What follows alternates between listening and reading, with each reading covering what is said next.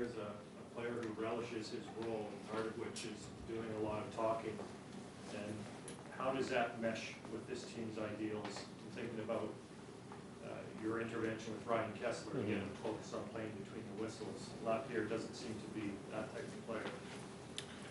Well, no, he's not that type of player.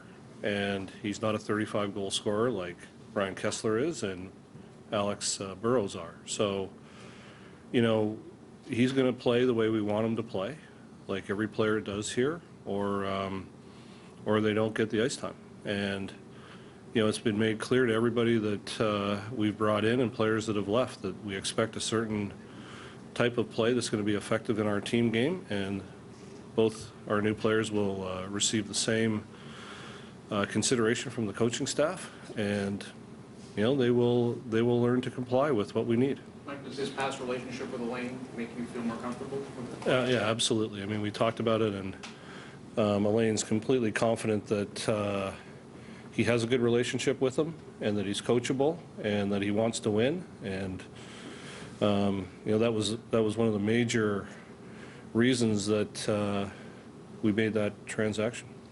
Were you eyeing these deals for a while, Mike, or how long did they take to come together? Well, we've been talking to a number of teams for the last few weeks, like everyone was. And you know, one of the things that we found was that you know there were a lot of teams chasing very few players, and you know we had to talk to some teams about some different ideas, and these were ideas that we had, and just continue to explore them and see what was there at the end of the day. And what do you think what the price you had to pay to get these guys?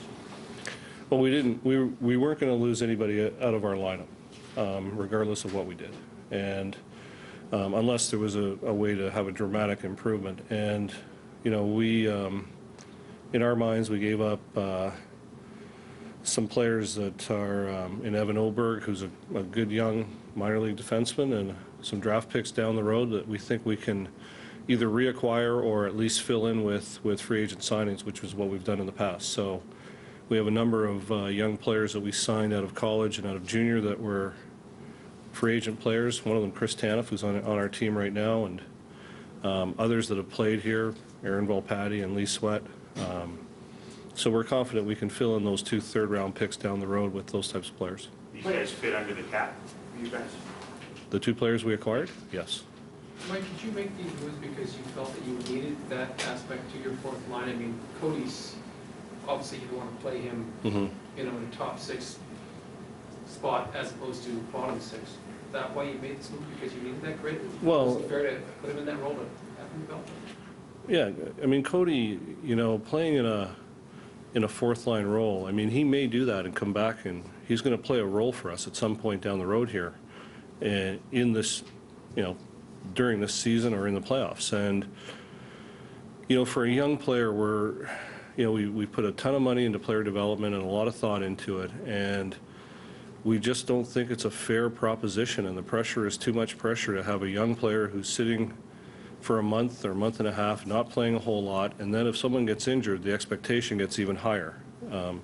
This way, he'll be in Manitoba, and he'll play big minutes there. He'll be ready to come up and help us when he's needed. And as you all know, I mean, depth in the playoffs is necessary, and you need guys that are capable of playing, and he is.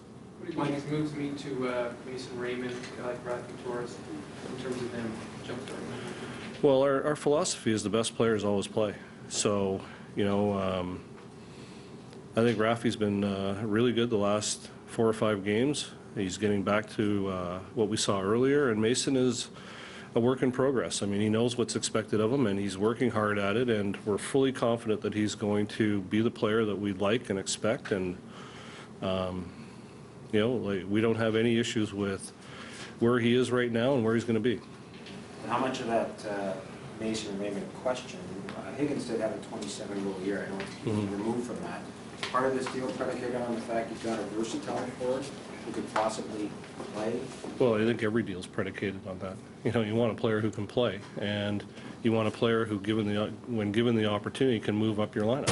So it wasn't predicated on Mason's play at all. What we wanted to do was strengthen in areas that we didn't currently have. We wanted more experience, and we wanted NHL quality players to play a role on this team. And it, you know, the thought process is that any player in that role should be able to move up and down your lineup when needed and play a part. Were you finding that the unrestricted free agent market was getting beyond the quote-unquote late round pick, that it was getting, the price was getting higher as the morning went on? You know, we talked to a lot of teams about a lot of different possibilities, and at the end of the day, it was really difficult to get a feel for what the price really was. You know, you had to wait until the last minute to understand it and be able to evaluate it. And I felt the prices were really high early in the day, much higher than we were prepared to spend, and then they got progressively a little more reasonable or manageable towards the end. So, What's your understanding on his injury, Higgins' injury? How much longer will he be out? he has a non-displaced fracture in his thumb. It's not that serious. I don't want to say how long he'll be out until he gets here and gets evaluated by our doctors, but from all accounts, it's not a major injury. It's fairly minor. Like, you've talked in the past about not believing in the concept of bringing in a rental player. With these two individuals, would you like to see them be a Canuck after what you hope is a long playoff run this spring? Absolutely. You know, Max Lapierre is a Group 2 free agent, so we can qualify him if we choose to after we evaluate him. And, you know, with Chris Higgins, I mean, there comes a point in the continuum where if you think that you're close to being able to get there, you have to try and support that as best you can. And like I said, I mean, a third-round pick moving out forward, to me, it isn't a first or it isn't a second. It's a pick that we can replace fairly easily. So, you know, in this circumstance, I felt it was necessary based on where our team is. We're in first place overall in the league, and I think we made our team a little bit better today. So, you know, you have to try and do that. Chris typically has played in a higher role in most lineups. Do you think he can function effectively as a fourth liner? Well, that may not be where he winds up. You know, we'll see when he gets here and starts playing. We'll see how he does, and it'll be up to him. If he plays really well, he won't be on the fourth line. How effective can he be with the scoring? What do you mean? Higgins. Can he be an effective player when he's not scoring? Yeah. I mean, he brings speed, he brings experience. Lauren Henning has known him for a long time. Rick Bowness has known him for a long time. Like, we have a history with both these players, and they're very confident that he can bring something to our team in terms of speed, energy, and goal scoring when he gets the opportunity. Mike, you didn't give up a lot, like you say, in terms of first, second round draft pick. You did have to part ways with Evan Woodward. Obviously, you can never have enough defensemen. Did you ever look at any bringing in other defensemen in? And secondly, you have assets, especially, you know, like Corey Schneider. Was his name ever in play by any other teams?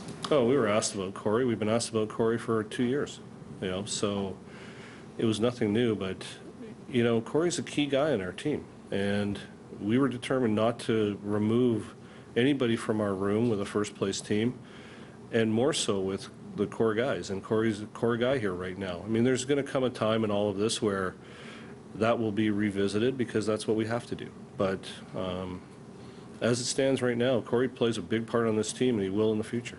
What was the order of the two trades? Like, which one did you do first? We did the Anaheim trade first. Mike, people talk about the window of opportunity to win a cup, whether that's 3 years and 5 years, given where you guys are now. That said, were you close to making a bigger deal, whether it was moving a finesse player for a grinder, that type of thing, that you might have been tempted to at all? No, we weren't close to anything like that. Like, we didn't, you know, we've worked really hard over the last couple of years to assemble this team, and to start, when you're in first place, it's pretty difficult to sit there and try and replace parts with other parts. And, you know, we're very confident in our third line. It's been a great line for us. You know, there was a month where they didn't play particularly well, but other players did, and now some other guys aren't playing particularly well, and they are. So, you know, we weren't inclined to remove anybody out of our lineup. Did you get any serious inquiries on Cody or Corey? We've had serious inquiries about both of them, and it is not my intention to trade them. It wasn't my intention today to trade them, and we both know, or we know about both of them, that they're going to be very good players for us, and, you know, I don't like giving away very good young players. Where does this leave you flexibility-wise with cap if you were to get any more injuries the next while? We have some flexibility. Mike, is your job more difficult when you have a cup contending team in regards to how much do you tinker, where do you tinker, as opposed to if you're a last place club and you're, fire sale and going through drafting? And how Well, much is I think similar? I think it'd be fun selling, I think it'd be sit there and listen to offers and, I mean, you'd have a lot of activity like Florida did, and it might be fun, but not something I would look forward to, because what goes with it is not a whole lot of fun. But it's an interesting process when you're actually there and involved in it and listening to what's coming your way and how things develop. It's a very interesting process, not one that I would recommend for a lot of people, but interesting. And with our team right now, we feel really confident with the group we have. We think they have something unique going on inside that dressing room that we don't want to mess around with. And they've taken a lot of responsibility on themselves for how we perform and keep each other accountable. And we don't want to mess with that.